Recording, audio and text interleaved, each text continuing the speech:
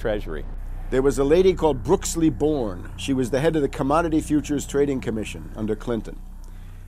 And she said, look, we have these derivatives. Why don't we at least make them reportable so we know how many there are and where they are? And she writes in a biographical account, she said, I picked up the phone and Larry Summers was screaming at me that I was interfering with the wonderful inventiveness and ingenuity of Wall Street and their ability to come up with new financial products, such as these derivatives. Brooksley Bourne was the chair of the Commodities Future Trading Commission, CFTC, which regulates many financial derivatives. And she said there's a grave danger out there in the form of these credit default swaps. And credit default swaps are an exotic financial derivative, or moderately exotic financial derivative, were sold on a bright, shining lie that they were supposed to make markets more efficient. In fact, they allow utterly insane gambles, and they're really great devices for accounting fraud as well. She actually says, I'm thinking of adopting this regulation. The Clinton administration goes berserk, and in particular Larry Summers, but also Rubin. Now behind Larry Summers, there's another layer.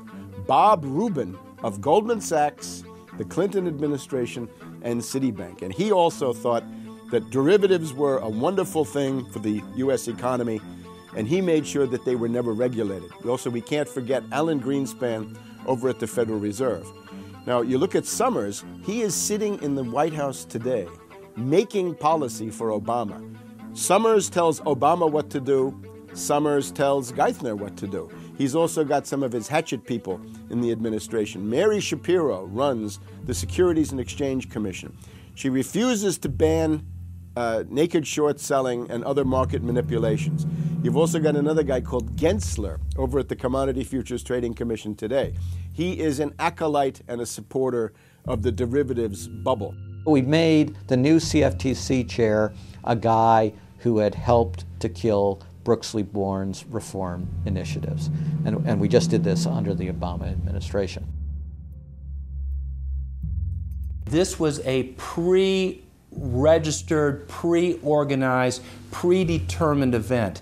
Anybody who knows that if you allow the banks to become unregulated financial institutes with tsunami-like weapons of mass destruction-like financial instruments like derivatives, to allow that to run up to levels that are 50, 100, 200 times the gross domestic product with no value. They know that they are taking the profits on going up, but they also know that the end result is the destruction and gutting of this economy.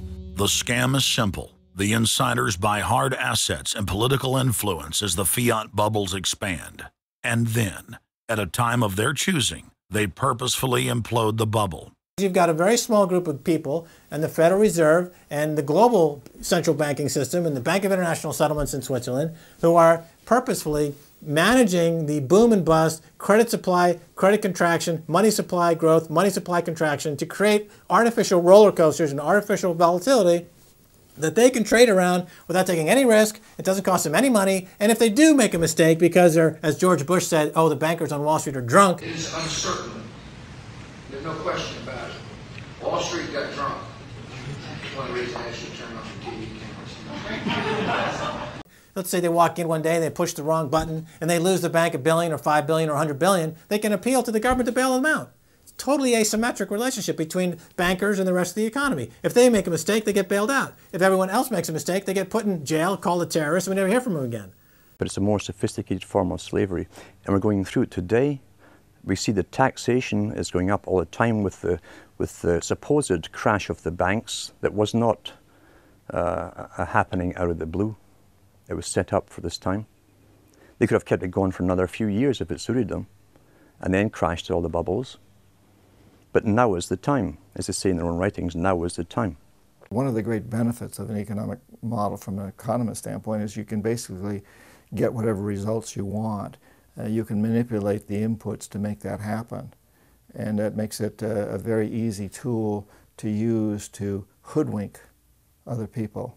These manufactured, these engineered financial catastrophes are the result of a central banking system that has the ability to add and subtract credit, add and subtract dollars and money at will to create this roller coaster effect. Because unlike most people, the banks are able to make profits as easily on the way down as they can on the way up in any given situation. Volatility is great for banks and professionals. Volatility is not great for the most average people. Their operatives in government and media then hold the economy hostage by issuing the ultimatum: give us unlimited bailout money or the economy dies. What's being used is what I call, to try to get the money, is what I call the suicide threat, where, you know, if anybody has ever seen the movie Blazing Saddle, the sheriff is surrounded by hostile town folks. He takes out his gun, points it at his head and says, you know, don't move or I'll shoot. Well, that's what the big banks are saying. You know, give us unlimited cash or we'll die. And if we die, you'll die because we're too big to fail. It is a false flag attack because Hank Paulson will get up in front of Congress and say, we need $700 billion because that thing, that existential threat, the market is attacking us and we need this handout to fight Mr. Market. Mr. Market is out there. We need to fight Mr. Market. It's an existential threat. Meanwhile, he is Mr. Market. He's the one causing the problems. We had Paulson, a representative of Goldman Sachs who happened to be running the U.S. Treasury, came forward with a hysterical briefing for the Congress saying, we, the Wall Street bankers, demand $700 billion in bailouts. So they say, yes, we'll give you all the money you need. Well, you know, these are arsonists.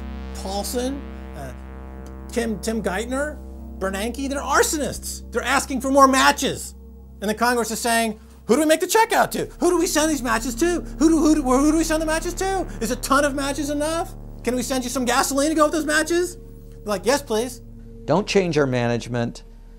Don't pay us what assets are worth. Pay us way more than what our assets are really worth. Don't make us use honest accounting. Allow us to lie. We've just, under congressional pressure, changed the accounting rules for the express purpose of making sure that the big banks don't have to report honest losses. The only way they can pass this bill is by creating and sustaining a panic atmosphere. That atmosphere is not justified.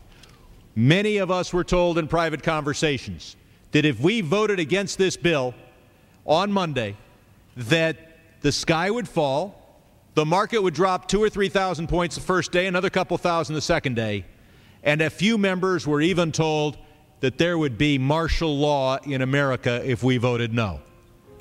That's what I call fear-mongering. We have people in the government threatening martial law or things to get their way in the executive branch against Congress. If you put all these signs together, it doesn't look good at all. To the extent we are a democracy, we're sort of a hairbreadth away from a police state.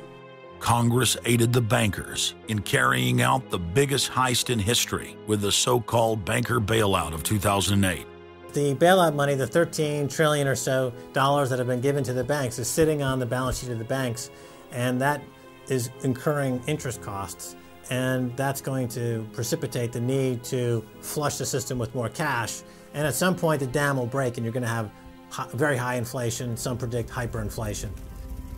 You cannot print phantom money out of thin air, backed by nothing, and producing practically nothing without destroying the world economy. So unless we cut out the toxic funds, the toxic elements of this economy, every time we put in money on this bailout, it's just feeding the fire. It's not making things better. What should have happened is that those banks and investment banks should have been seized. They should have been seized by the Federal Deposit Insurance Corporation. Those are zombie banks. The Chase Manhattan, JP Morgan Chase, Bank of America, Citibank, Wells Fargo, Wachovia, so on down the line, to AIG in the insurance realm. These are zombie institutions, insolvent, bankrupt.